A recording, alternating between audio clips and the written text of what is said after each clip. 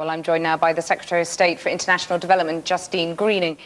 It's terrible that nearly 30 years after FGM was first made an offence, we're only now seeing the first prosecutions being prepared by the CPS. But today is a real milestone in our legal framework to show this government's intent to say that we cannot have girls growing up in Britain who have lesser rights than the rest of them.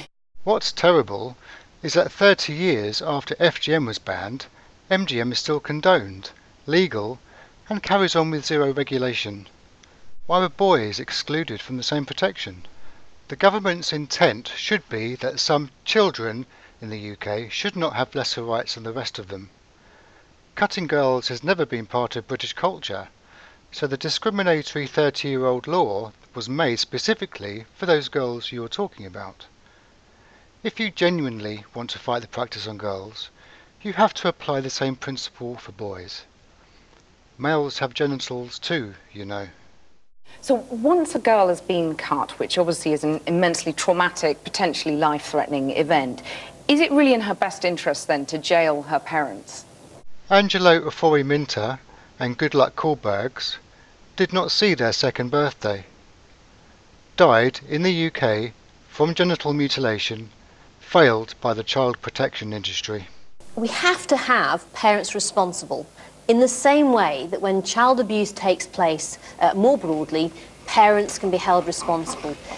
There is an absolute need, as you pointed out, in other countries where we've seen a tougher approach taken. Two things have happened. First of all, it's made it easier for us to take action when girls have been cut. But secondly, it has to be a deterrence for parents and for communities to understand that in this country we will not tolerate FGM, and indeed the Girl Summit is also about setting out the UK's ambition to work with other countries around the world that are also leading the way in combating and ending FGM where they are. Is male circumcision genital mutilation, do you think? No.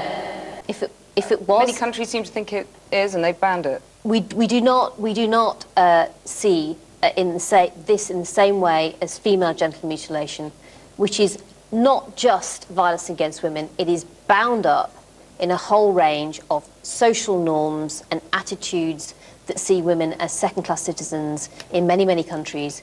We want to be a country that tackles it at home, but also helps others to tackle it abroad too. No country has yet banned MGM, although there is now growing pressure in certain European countries to make the laws gender neutral. You answered a question saying, FGM is not just violence against women, which could imply you're accepting that MGM is violence against men. If FGM is bound up in attitudes that see women as second-class citizens in other countries, can I draw a conclusion that British attitudes see men as second-class citizens? After all, if all boys were protected, but we were cutting baby girls every day, and we had cosmetic companies selling skincare products derived from their parts, I would definitely conclude they were being treated as second-class citizens. What moral right do you have to tackle the forced genital cutting of girls abroad, when you are complicit in the forced genital cutting of boys at home? What happened to society's endeavour for equality and basic human rights? Why should we stop sexually traumatising and violating boys? Let me explain.